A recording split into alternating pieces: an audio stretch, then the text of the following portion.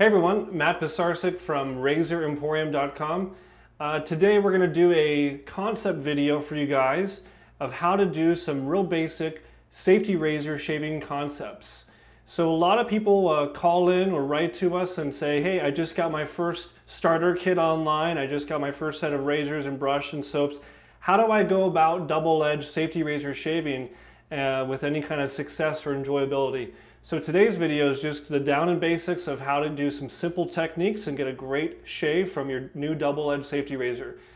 I always recommend people start off their shaving routine with a pre-shave of some type. This is just a good time to wash your face to make sure that your face is not dirty itself, and so that during your shaving process you won't be getting those oils or dirts that are on your face and getting it on your freshly shaven skin. So I always recommend doing that. We already took care of that before the video today started. So if you haven't already done that, go ahead and start your pre-shave routine at this moment. So now that we've done that, we're going to move right on to loading up your safety razor. So today I'll be using a very simple 3-piece icon razor, and I'll be using it with a Kai blade. So I've already taken apart my razor. I like to load the blade onto the cap first, just right over the top plate, I call the cap, and then go ahead and put your guard down on top of that, and then go ahead and screw your handle on. And this is the traditional way to put together a 3-piece razor, and it's probably the safest so you avoid getting any kind of cuts on your hand. If you have a butterfly razor, go ahead and open it up, load your blade right on in, and you're ready to have that razor locked and loaded. So now we're going to go ahead and start building a lather. Today I'll be using a new product that we're carrying on our store and I really like myself. It's from Dreadnought. This is a company out of the UK, and I like this product a lot because it lathers up fairly quickly. It can be used either with or without a brush. Today I'll be using it with a brush. My preference of loading the brush is either to just dip my finger right in and put a little bit of product onto the bristles, or to just put it right on my face, and that's what I'll be doing today. I'm a big fan of the face shaving technique, face lathering technique, as I've described in other videos, so we'll be doing some of that today. I got my brush nice and wet, and it's already been kind of shaken out, and we're going to go ahead and start building this lather with the product that's on my face. And you'll notice that this product immediately starts to create a nice lather. Excuse some of the splashing that's happening here. Make sure I make a good lather.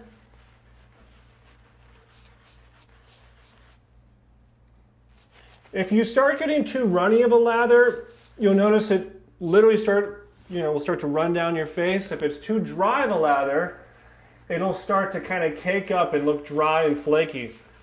The secret of making a good lather is that nice sweet spot in between, where it's nice and hydrated, but it's not running down your face.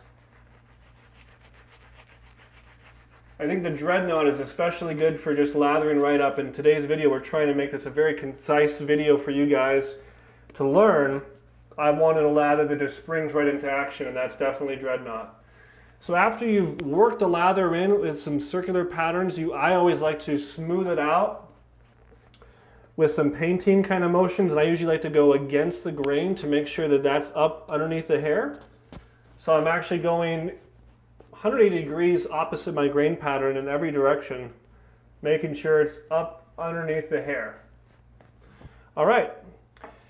You know that your lather is ready to go when you start getting a little bit of these kind of almost like a Cool Whip, kind of a whipped crest to your lather.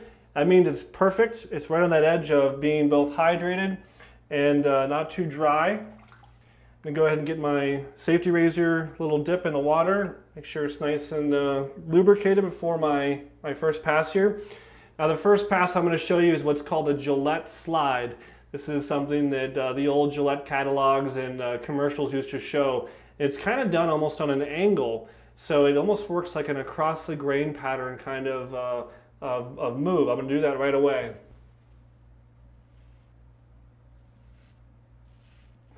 So you see that pass there almost achieves a first pass and a second pass with one.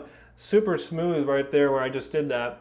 Another technique I want to show you guys is what's called skin stretching, and that can be done either with your other hand, like from you learn the straight razor world, or you can just kind of move your facial muscles to create that taut pattern of skin that's going to help have a flat surface for your razor to go across. So I'm going to use my other hand here to get the rest of my sideburn area and pull my jaw muscles down at the same time.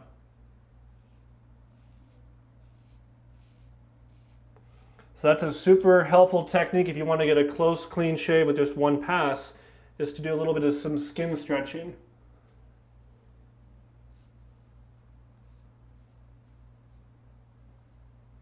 It's looking good. Behind the ear is always a tricky place. So you always want to make sure, I always pull the skin a little bit to this side.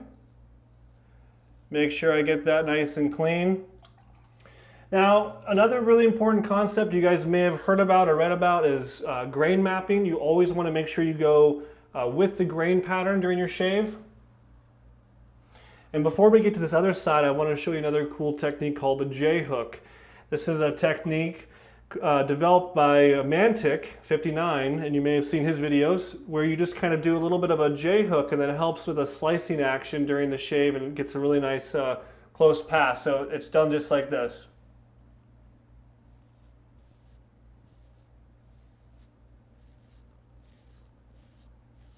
So you see that little bit of that hooking action I'm doing there on the razor handle.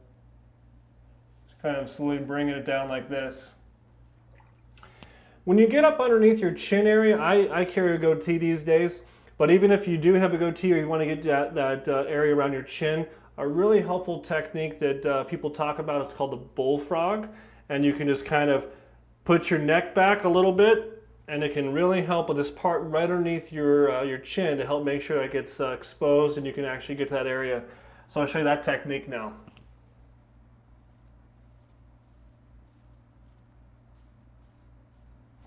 That technique is something I don't always use a lot. I prefer to kind of keep it a little more stretched, but I definitely know a lot of people that use that technique.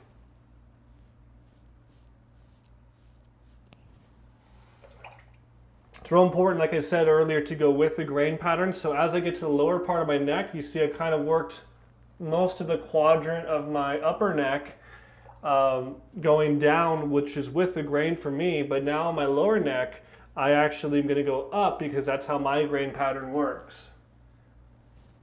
Your grain pattern is a lot like your fingerprint. It's very unique to you, and just because it's one way for one person doesn't mean it'll be the same for you. It's important to grow your facial hair out, maybe on a weekend or a holiday, to really be able to see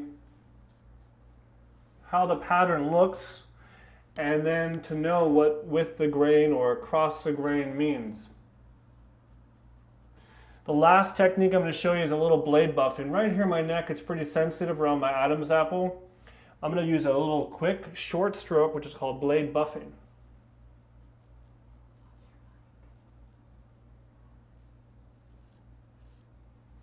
Yep.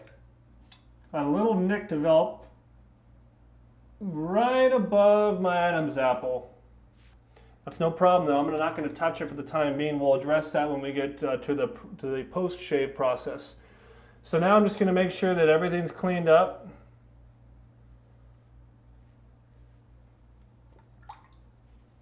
Make sure my goatee is nice and shaped. Sometimes I even go across the grain here to really help carve that area out, make sure it looks good. You know, my video assistant today, Marissa, and I were actually chatting earlier about doing a video on facial hair shaping. It's almost an art of its own, is making sure your facial hair looks real good.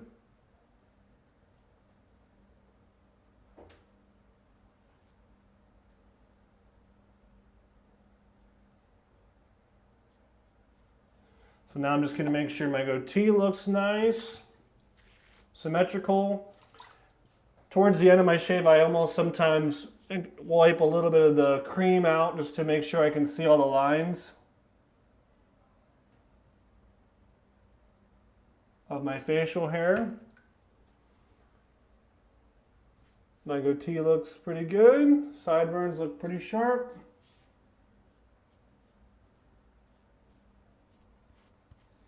Okay. So now we're ready for a rinse. We've got our first pass done.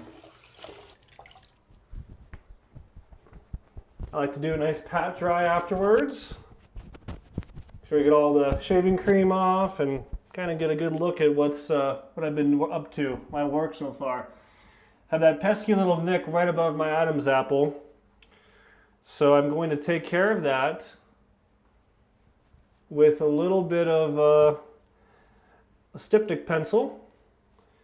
A lot of people like the alum sticks, the styptic gels. They're all great. I happen to have a good old-fashioned styptic pencil around today, so we're going to use that.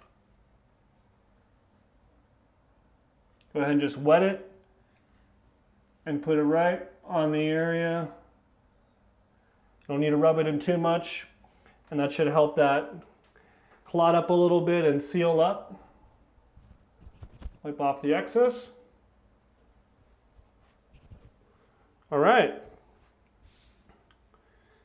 For a post-shave, you can either finish right there with a cold water splash. I like to use some different post-shave products. Today we'll be using a GOF Trumper Skin Food, one of my favorite products out there. Go ahead and put that on.